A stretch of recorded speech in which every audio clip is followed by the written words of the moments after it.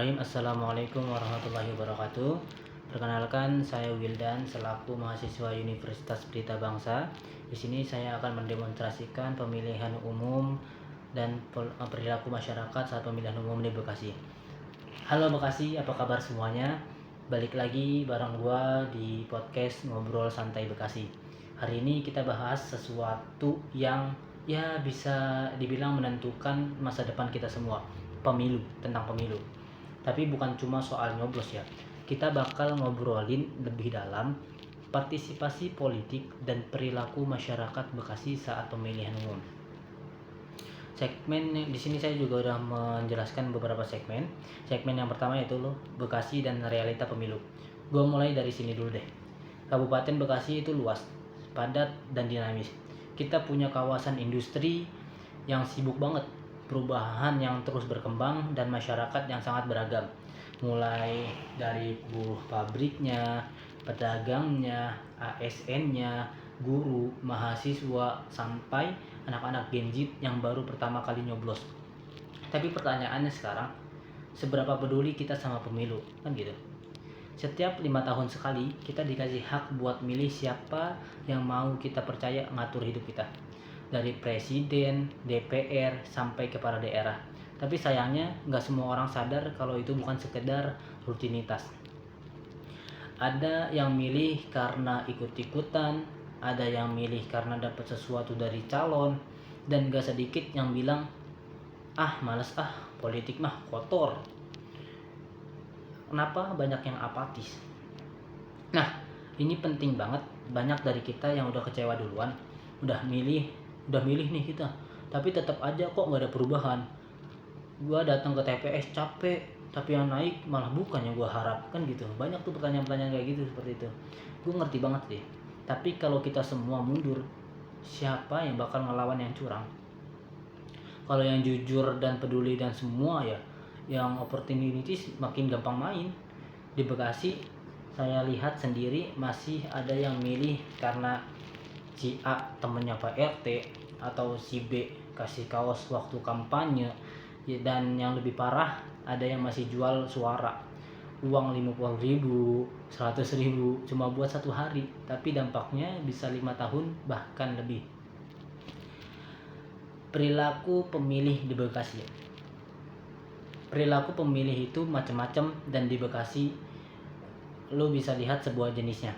Yang pertama itu ada macam-macam ya jenisnya. Ada yang pemilih loyal, yang dari dulu orang ini tuh milih partai atau calon yang sama.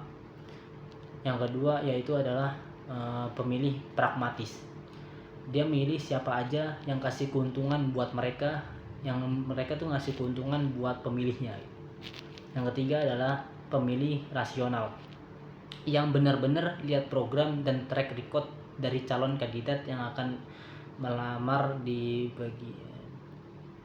Yang keempat adalah pemilih apatis, yang gak peduli sama sekali.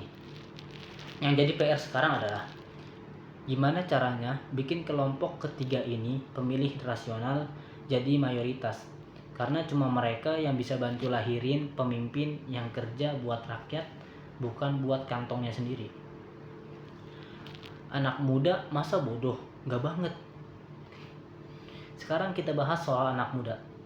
Pemilu 2024 kemarin, hampir 56% pemilih nasional adalah anak muda. Dan di Bekasi angkanya juga gede banget. Tapi pertanyaannya, seberapa banyak yang mengerti pentingnya suara mereka? Anak muda punya potensi luar biasa. Lu punya akses ke internet, lu juga melek teknologi dan punya jejaring.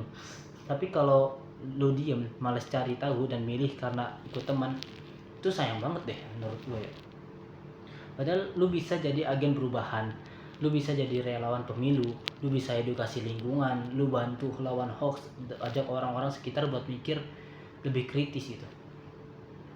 Gue pengen banget lihat lebih banyak konten positif dari anak muda, dari anak muda Bekasi contohnya, tentang politik, yang bikin video ngebandingin program calon, yang bikin tweet di Twitter atau X tentang jejak karir calon, yang ngajak diskusi sehat, bukan cuman soal nyinyir aja. Yang kelima ini ada di segmen masalah di lapangan. Gue juga harus jujur ya, pemilu di Bekasi masih banyak banget tantangan. Politik uang masih terjadi, hoaks dan fitnah makin gampang menyebar. Petugas pemilu sering kelelahan dan kurang dukungan.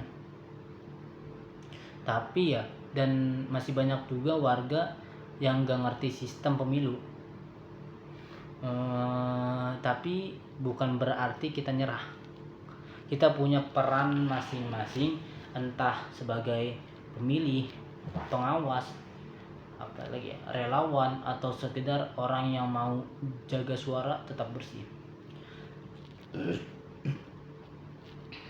Segmen yang kedua adalah harapan dan ajakan.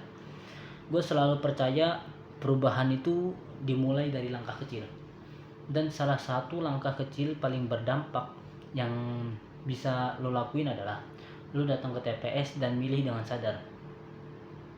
Cari tahu siapa yang nyalon, lihat programnya, jangan cuma lihat baliho atau senyumnya doang. Tanya apa yang udah dia lakuin buat masyarakat. Kita cari track recordnya dulu nih. Tanya dia deket sama rakyat atau deket sama yang rakyat elit contohnya. Tanya juga ke diri sendiri, apa gue udah milih dengan jujur? Oke, itu dulu obrolan kita hari ini. Gue tahu ini bukan topik yang seksi, bukan topik yang selalu mencolok lah ya, bukan yang viral, bukan juga yang banyak ditonton. Tapi kalau lu dengerin sampai akhir, gue yakin lu adalah orang yang peduli. Dan orang yang peduli itu adalah kunci buat perubahan. Gue nggak ngajak lu jadi aktivis, tapi gue ngajak lo buat nggak apatis. Bekasi butuh pemilih yang mikir, bukan pemilih yang cuma ikut arus. Pemilu itu bukan soal politik doang. Ini soal hidup kita, soal masa depan keluarga lo, dan soal nasib kota ini. Gue Wildan pamit, sampai ketemu di episode berikutnya. Salam sadar suara, salam warga Bekasi. Terima kasih. Kalian tahu gak sih apa itu partai politik? Partai politik. Partai politik adalah organisasi yang mengkoordinasikan calon untuk bersaing dalam pemilihan di negara tertentu. Partai politik memegang peranan penting dalam sistem pemerintahan di negara demokrasi.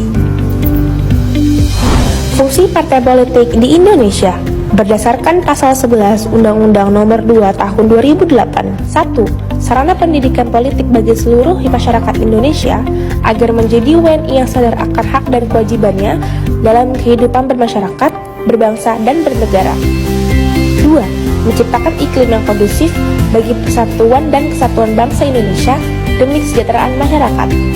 3. Menyerap, menghimpun, dan menyalurkan aspirasi politik masyarakat dalam merumuskan dan menetapkan kebijakan negara. 4. Tempat WNI dapat berpartisipasi dalam politik. 5. Merekrut untuk mengisi jabatan politik melalui mekanisme demokrasi dengan memperhatikan kesetaraan dan keadilan gender. Berikut 11 partai politik yang memperoleh kursi di DPRD Kabupaten Bekasi. Partai Golongan Karya mendapatkan 10 kursi. Partai Gerindra mendapatkan 8 kursi. Partai PDI Perjuangan mendapatkan 8 kursi. Partai Keadilan Sejahtera mendapatkan 7 kursi.